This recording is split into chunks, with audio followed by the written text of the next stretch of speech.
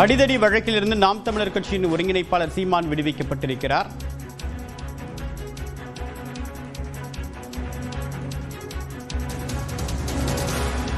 நாம் தமிழர் கட்சியின் ஒருங்கிணைப்பாளர் சீமான் அடிதடி வழக்கிலிருந்து விடுவிக்கப்பட்டதாக அண்மை தகவலை பார்த்து வருகிறோம். அவர் மீது பல்வேறு வழக்குகள் பதிவு செய்யப்பட்டிருக்கூடிய நிலையில் அதில் ஒரு வழக்கு அடிதடி வழக்கு பிரிவின் கீழ் பதிவு செய்யப்பட்டிருக்கிறது. இதன் அடிப்படையில் இதன் தொடர்பாக நடைபெற்று வந்த விசாரணையில் தற்போது அந்த வழக்கில் இருந்து சீமான் விடுவிக்கப்பட்டதாக அண்மை தகவல் கிடைத்திருக்கிறது.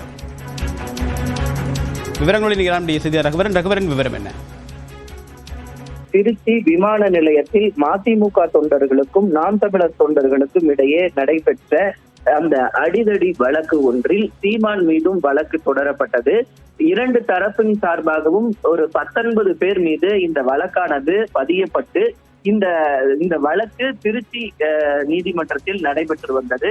சுமார் 7 ஆண்டுகளாக திருச்சி 2வது கூடுதல் நீதிமன்றத்தில் இந்த வழக்கானது நடைபெற்று வந்த நிலையில் இன்று இந்த வழக்கில் இந்த தீர்ப்பானது தற்போது வாசிக்கப்பட்டு வருகிறது. குறிப்பாக குற்றம் சாட்டப்பட்ட 19 பேரையும் தற்போது நீதிபதி அவர்கள் விடுவித்து உத்தரவு பிறப்பித்திருக்கிறார். குறிப்பாக 2 தலைவர்களும் வரும்போது அவர்களது தொண்டர்கள் தாக்கிக் கொண்டார்கள். அதில் சாட்சிகள் முறையாக இல்லை என்று காரணத்தை கூறி 19 பேரையும் சீமான் உள்ளிட்ட 19 பேரையும் விடுதலை செய்வதாக நீதிபதி அவர்கள் தற்போது அறிவித்திருக்கிறார்கள்.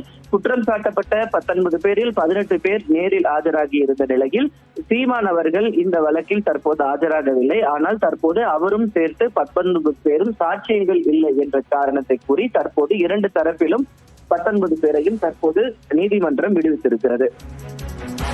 விரிவான தகவலுக்கு நன்றி ரகுவரன்.